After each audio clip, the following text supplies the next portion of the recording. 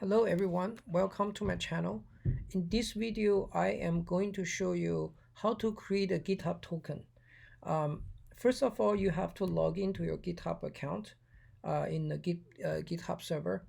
And, um, and next, we are going to click on your icon and we go to settings.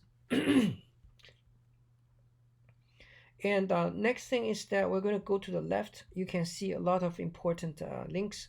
For example, billing, licensing, SSH, GPG keys. This is another thing that we will talk about in the future. But right now, we will just focus on developer settings. Let's click on that. And there is OAuth apps and GitHub apps. These are not something that we will introduce right now. Let's click on personal access tokens. There is a fine grained tokens and there is a classic tokens. Let's click on that. You will see I have a lot of tokens, right? For my different Linux machines and also um, for my Mac, Linux machine desktop, second Linux desktop and my Mac.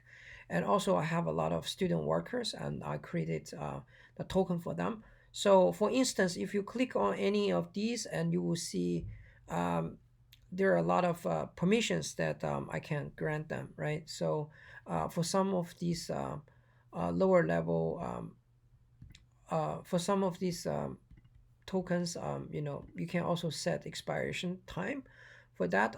For some of the users, I will just set up a token permissions to very bare minimum, and for some other users who is somebody who is going to work with you for a long time, and you can give them more permissions access based on the need, right? So yeah, so once you create a new token, let's say create a new token, let's generate a new token, and you can actually set up expiration dates.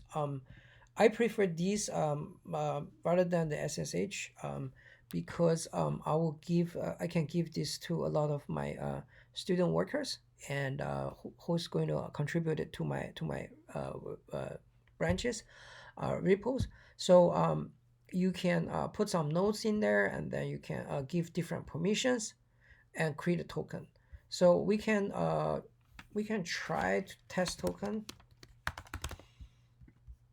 I call it test token, and I give it just like this, and I click generate token, and then you have this token generated.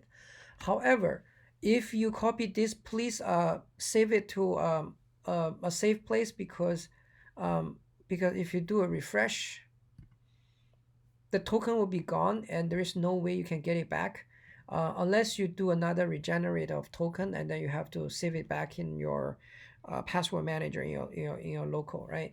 So as of now, I'm going to delete this token because this is not useful. And you will also see, like, uh, some of the token was never used, so you can safely delete it.